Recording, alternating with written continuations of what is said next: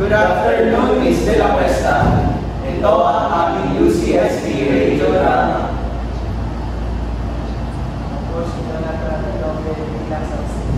Okay, ako po si Benicio Bryce Sebastian bilang attorney at bilang polis. Ako po si Distress Yanis bilang President Driver. Ako po si Jose J. Merlin bilang judge. At ako naman po si Sanchez John Matthew Manalo bilang prosecutor. Ang aming social issues ay police brutality, poverty, discrimination, and corruption. Ako, tagal naman umusad ng mga sasakyan. Hindi na makakapamasahe sa akin ngayon. Mababa na naman ang kita. Mababayaran ng tuition ni Ara. Bagong araw, trabaho na naman. Di ba nila ako pwede isan sa istasyon nyo? Sa gayon ay mabayaran nila ako ito na ginagawa. Medyo may makulang na din kasi ang pera ko ang mga hindi magkakasyang sweldo ko ngayon buwan. Mamagawan niya ang driver na to. Naglakad ang pulis papunta sa tricycle.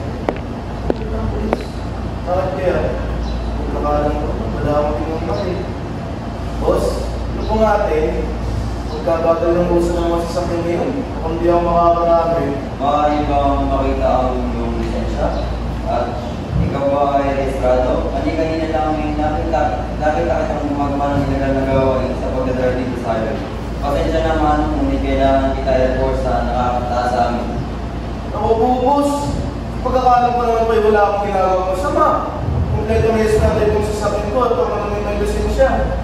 Hindi po ako tingitan, hindi ko alam kung paano nakakapagpakain ng aking pamilya. Kung di ako nakapamasada. Pwede naman kitang binigitan. Bayaran na lang ako ng 5,000 at kalilimutan ko ang iyong nalabag na batas. Kung hindi, wala akong ibang pwedeng gawin, kundi report ka. Sir, alam ko sa sarili ko wala akong ginagawang masama at kompleto naman ang requirements ko. Isa pa, may lisensya din ako. Hindi ako magpapalawal sa iyo. Ikaw ay isang kurap na polis. Kung gusto mong ipunta pa natin ito sa court nang malaman natin kung sinong mali. Nainis ng pulis at tinitigan ng masama ang tricycle driver ng pulis. Dinig sa kaalaman ng pulis ay may isang saksi na nakapag-video sa lahat ng nangyari. Lumipas ang panahon at minamangmanan ng pulis ang tricycle driver. Naghintay ang pulis ng oportunidad upang makaganti sa tricycle driver hanggang sa dumating ang araw na maisasaplano na ng pulis ang kaniyang masamang bala. Lalabas mo na si Tay, o magpapasada muna. Ano nangyayari dito? Taas ang kamay! Pulis ko, ito ka! Matagal ng madaming radik dito, itaas mo ang iyong kamay at ilagay sa likod kung hindi. Teka lang, ano nangyayari? Wala akong ginagawang masama. Dito, may isa pa dito! Nagkapisikalan ang pulis at tricycle driver. Pinagtangkaang pagtanim ng pulis ng droga sa tricycle driver. Ngunit pumalag ang driver.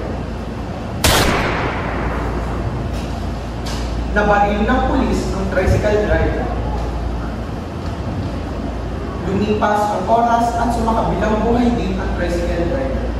Abutan ng anak ng tricycle driver na nakahandusay at walang buhay.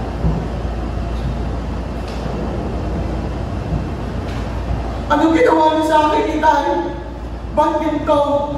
Ano nangyari? Dito nararapat para sa kanya. Mga baboy, mga walang awa. Mga walang awa. Nasa ng hostisya. Kaya dapat ang pumaprotekta sa amin. Ngunit anong ginawa niyo? Oo man, isa nangyari ngunit wala akong magagawa. Ang iyong Itay ay isang buwan sa droga at siya ay nanlaban. Protektahan ko lamang ang aking sarili. Kung ang iyong Itay ay sumama na lang at napaya ko ay buhay ko siya ngayon. Sinungaling! Hindi yon ang nangyari at lalong hindi adik ang aking Itay. Araw at gabi siya kumakayon para lang makapag-aral at mapakain kami. Ano na ang gagawin namin ngayon? Wala na lang namin Itay. Wala na akong magagawa sa inyong sitwasyon. Ganyan ang buhay. Kaya kung mahihirap ay nasa posisyon na nararakot sa inyo. Mga babapuri, tingin nyo may papakulong nyo ako. May pera ba kayo para mapaganan ng lawyer? Kahit anong way po, hindi mo magbubukin. Marami pa naman akong koneksyon sa mga mayor at konsehal. Walang nasabi ang anak at umiyak na lang. Kanyang pinangako sa sarili niya at ipapaghiganti niya ang kanyang Itay at makakapagpadala siya ng hustisya sa kanyang Naghanap ang kanyang anak ng lawyer, nagtanong ng kung kanino at humingi ng tulong upang makapagsampa ng kaso. Kamakailan lang ay nakahanap din siya ng tutulong sa kanya at nag-hire sila ng private detective at ng lawyer upang tumulong sa kaso. Lumipas din ang oras at nakapagsampa sila ng kaso. Dumating ang araw na nag-trial at nagkata sila. Ako ay may susunod na ebidensya ng video. Ayon sa mga ebidensya na inisumite sa korte noon, tunay ng hindi guilty ang pulis sa kanyang mga krimen. Itong retrial ay nagsisilbing paglilitis upang mapatunayan na hindi guilty ang tricycle driver. Umayos ang lahat at nagsimula ang pagsusumite ng ebidensya. Aming nabalat na may video ng pulis na nangungatong sa tricycle driver. At ano naman ang may papatunay nito? The point still stands. Lahat ng ebidensya nagtuturo sa pagiging inosente ng pulis. Pinapatunayan lamang nito na may nanakit ang pulis sa biktima at maaaring naging sanhi na pag-print sa kanya nito. Isa pa, madami ding testimony laban sa pulis. Lahat ng ebidensya ito ay nagpapatunay na pinreklamo ang tricycle driver. Prosecutor, may walang masabi. Kung ganoon, ay gagawa ng desisyon na nakaayon sa ebidensya at mga testimonyo at testigo. Nag-antay ang lahat. Ang tricycle driver ay hindi guilty. Ang pulisya naman ito ay masisibak sa posisyon at mahatulan ng pagkakakulong na aabot sa 20 to 30 years. Hindi ito maaari. Ako'y may mga koneksyon, hindi niyo basta-basta may papaulong.